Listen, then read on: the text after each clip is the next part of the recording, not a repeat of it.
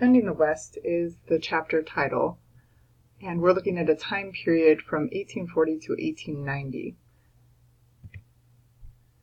So what we know during this time period is that by about 1850, the beginning of this chapter, about half of the United States was held by America.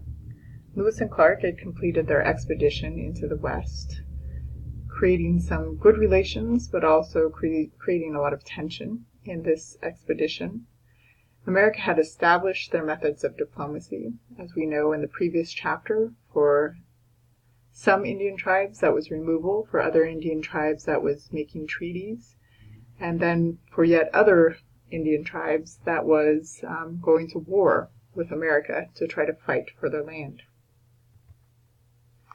There are many, many tribes in the Great Plains, and in your chapter you read about a lot of them. However, what I'm going to do is I'm going to focus on two tribes as we move forward. But prior to doing that, I want you to think about how quickly the occurrence of a lot of things happened for the tribes in the Great Plains. So the tribes of the Great Plains had a little bit different experience than the tribes on the east or the west coast. Of course, there are similarities in that there were diseases, there were relationships with different nations. However, disease came very quickly to tribes of the Great Plains, wiping out great numbers pretty quickly. Guns come in, as well as horses, as we read about, altering the shape of the nations and the things that they're doing to be a part of the culture as well as adapt to the culture during this time period. With the changing of relations in the east as well as the west, we see the influx of new tribes attempting to gain a hold of new lands as well as survive for their people by finding lands that they're able to hunt on. So what we do know is that this all happens in a very condensed time period. The time frame that we're looking at, 1840 to 1890, a lot happens. There's a lot of wars. There's a lot of transition in terms of land ownership as well as relations with tribes. So right now we're going to look at an example of the Cheyenne and the Arapaho nations in Colorado. What happened? What did it look like? And why did it happen? So if you look at the map, what we see is that there is a huge influx of people into not only just the West, but specifically into Colorado. As you see, all of these historical trails, kind of noted as the Overland Trail, are coming through Nebraska into the tip of Colorado, and they branch off into Colorado through things like the Santa Fe Trail. So this happens between about 1858 and 1864, and we see the influx of about 80,000 people. Put on top of that, we have in 1858 the gold rush in Colorado. This is a theme that comes up over and over again in Indian history. The gold rush spurs people to come in, causing conflict. So we're going to look at the political structure of the Cheyenne, just so you have a sense of what that looked like. So the Cheyenne people, in their creation story, Sweet Medicine gives them their political structure. So their political structure, as you can see in this graphic, there is the Council of 44. The Council of 44 is made up of people who are peace chiefs as well as warrior societies. Within each one of these areas, there's a peace chief and a war chief for each of these smaller bands. And within those bands, you can see that they're tied to family members. So it is the 44 peace chiefs that really function as the judicial system, taking care of the internal conflicts as well as conflicts among other tribes. Whereas the war chiefs are the ones who take care of protecting the hunting territory. This will be really important as we see what transpires in the next few years. So in 1861, kind of as a result of this new influx of settlement, the federal government says, hey, Cheyenne and Arapaho, will you please sign this treaty because we want your land. We want your land so that we can allow people to settle in this area and so that we can start to think about the railroad. Cheyenne Arapaho refused to sign at this time period.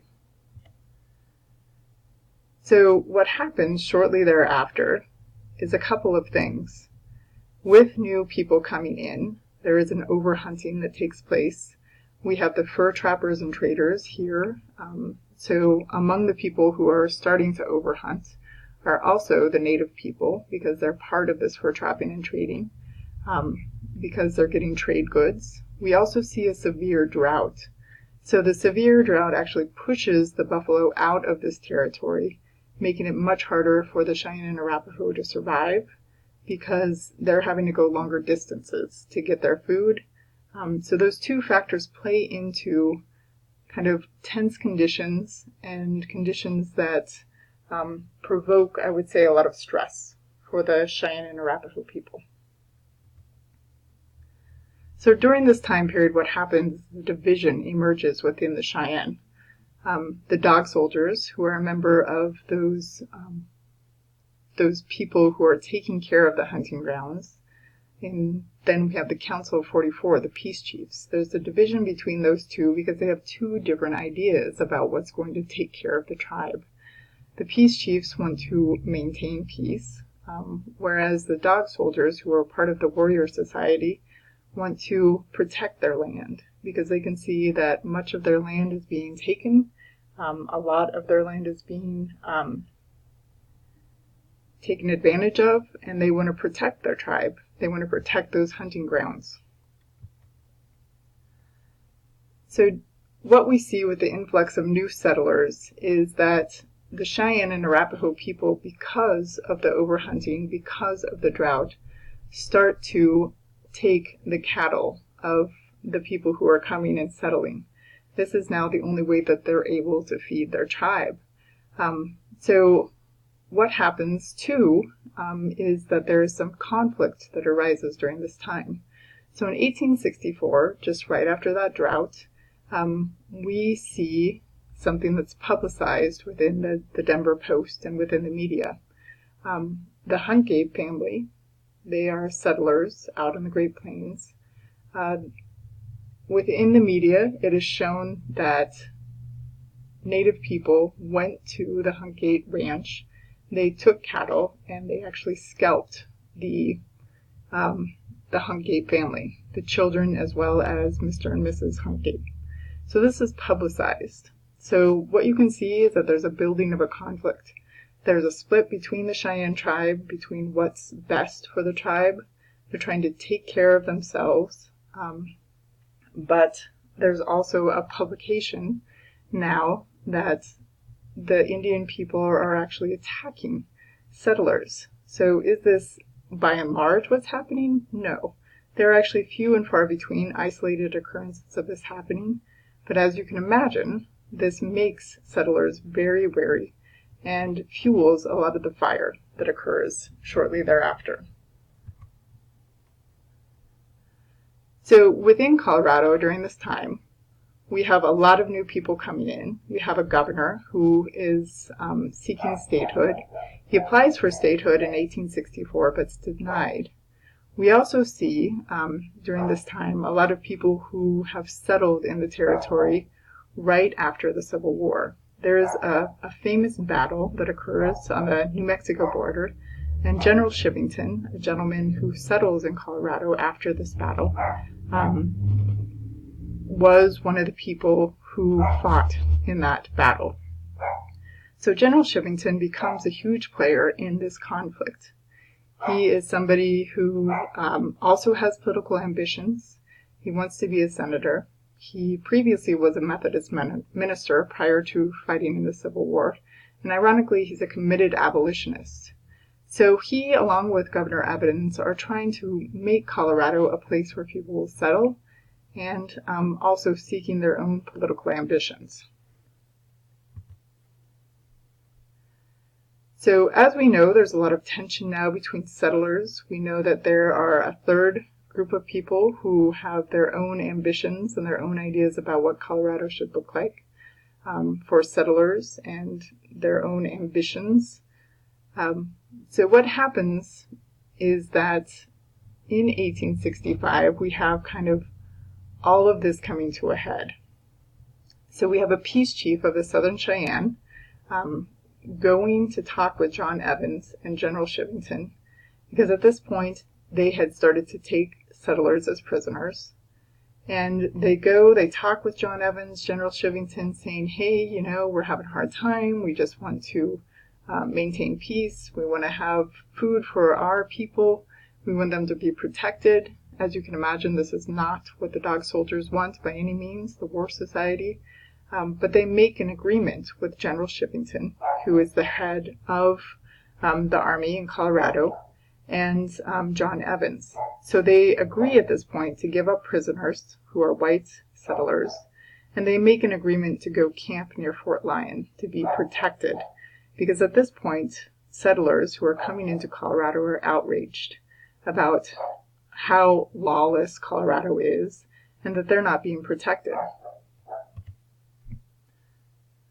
So at this point, Black Kettle, who is the peace chief who spoke with John Evans and General Shivington, along with Left Hand, who is another chief of the Arapaho Nation, take members of their bands to Fort Lyon. At this point, they are told by John Evans and General Shivington that they will be protected. So what happens hereafter is one of the major things that comes up kind of time and time again, unfortunately. Indian people believe one thing and something else happens. So what happens right after this talk is that Black Kettle and Left Hand go to Fort Lyon with their band members, and they are camped there. So then on another morning, right after they're camped there and they are protected, General Shivington, along with his army, goes to Sand Creek. So this is early in the morning, and what happens during that day is one of the biggest tragedies that is known in American Indian history. So General Shivington and his troops go in with about 500 to 600 soldiers, and what he says is that they attack 130 lodges, and he states that there are about 900 to 1,000 warriors, and he says that they kill chiefs because this to him is really a trophy of what needs to be done to protect Colorado at this time. So on top of it, Shivington, who is the person who orders this, says, we found a white man's scalp. So this is kind of his way of saying it's okay that we attack these villages because we're actually taking care of the bigger problem, which is Indian attacks of settlements. So what happens shortly thereafter is that there's a lot of issues that arise with what happened that day. Several people who happen to be there disagree with the method in which this happened. So we have a captain of one of the armies that came in who was marching with Shivington. He says, hey, we didn't need to come in and be this violent. And we also see that another gentleman by the name of George Bent, who happens to be somebody whose mother was of Indian descent and father was the owner of a fort, was also at Sand Creek. And he gives a lot of testimony that what happened was not an attack of a warrior village, but rather an attack of an Indian village who thought they were protected. So what happens on this day is that Black Kettle had actually raised a white flag to show the soldiers that he was somebody who was not there to fight, but was rather there for protection. The battle that ensues lasts about 7 hours, was with 500 soldiers, 2 howitzer guns, which are large kind of machine guns of the time. The army during that time took tribute and belongings of Indian people, took body parts and took them into Denver to parade around.